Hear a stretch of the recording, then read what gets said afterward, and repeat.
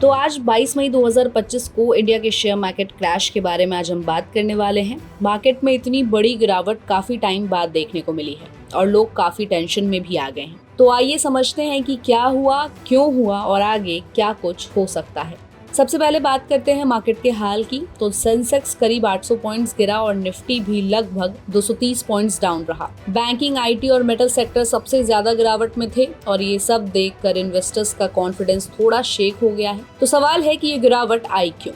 तो देखिए, सबसे बड़ा रीजन है इंटरनेशनल मार्केट से नेगेटिव सिग्नल्स। अमेरिका में एक मेगा बजट पास हुआ है जिसमें सरकार ने भारी खर्च और टैक्स रिलीफ अनाउंस किए हैं। इससे अमेरिका का डेट और ज्यादा बढ़ गया है 3.8 ट्रिलियन डॉलर तक, और इस न्यूज से वहां के बॉन्ड्स यील्ड्स ऊपर चले गए हैं और ग्लोबल इन्वेस्टर्स ने रिस्क वाले इन्वेस्टमेंट से पैसा निकालना शुरू कर दिया है। दूसरी बड़ी बात है कि क्रेडिट रेटिंग एजेंसी मूडीज ने अमेरिका की क्रेडिट आउटलुक को डाउनग्रेड कर दिया है। इससे भी मार्केट में डर फैल गया है। जब इतना बड़ा देश जैसे अमेरिका की रेटिंग डाउन होती है तो लोग सेफ हेवन की तरफ भागते हैं, यानी गोल्ड, डॉलर या बॉन्ड्स और स्टॉक्स को छोड़ने लगते हैं। अब आते हैं इंडिया के लोकल फैक्टर्स पर। तो सबसे बड़ा झटका लगा है इंडसइंड बैंक से। बैंक ने करीब 2329 करोड़ का लॉस दिखाया है, वो भी एक फ्रॉड की वजह से।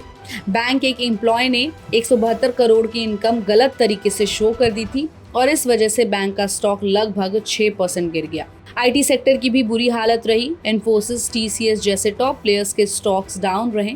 इसका मेन रीजन है अमेरिका और यूरोप में क्लाइंट्स अपने खर्चे काट रहे हैं और इसका डायरेक्ट इम्पैक्ट इन कंपनियों की अर्निंग्स पर पड़ रहा है। FII यानी कि फॉरेन इन्वेस्टर्स, उन्होंने भी जमकर बिकवाली की है। सिर्फ मई में ही उन्होंने 22,000 करोड़ से ज्यादा का नेट सेलिंग किया है। जब बड़े बड़े प्लेयर्स मार्केट से पैसा निकालते हैं तो नेचुरली गिरावट आती है। ऊपर से ही हालत कुछ खास नहीं है रुपए की भी, क्योंकि डॉलर के मुकाबले रुपए 86.62 तक गिर गया है और क्रूड ऑयल की प्राइस भी $80 पार कर गई है। इन सब का मतलब है कि इंपोर्ट महंगे होंगे, इन्फ्लेशन बढ़ेगा और इन्वेस्टर्स और भी डर जाएंगे। अब बात करते हैं कुछ सेक्टर्स के परफॉर्मेंस की। आईटी सेक्टर लगभग 2.7% डाउन है। मेटल सेक्टर 2% से ऊपर गिरा। बैंकिंग स्टॉक्स 0.6% से ज्यादा गिरावट। ऑयल एंड गैस में भी 1% की गिरावट रही। लेकिन ऑटो, एफएमसीजी और फार्मा सेक्टर में थोड़ी बहुत मजबूती दिखी है, शायद डिफेंसिंग बाइंग की वजह से। अब कुछ टॉप गिरे हुए स्टॉक्स की बात करें तो इंडसइंड बैंक लगभग 6% गिरा। इन्फोसिस 3.5% डाउन रहा। कोलगेट पामोलिव 5.6% गिरा क्योंकि इनके रिजल्ट्स वीक रहे।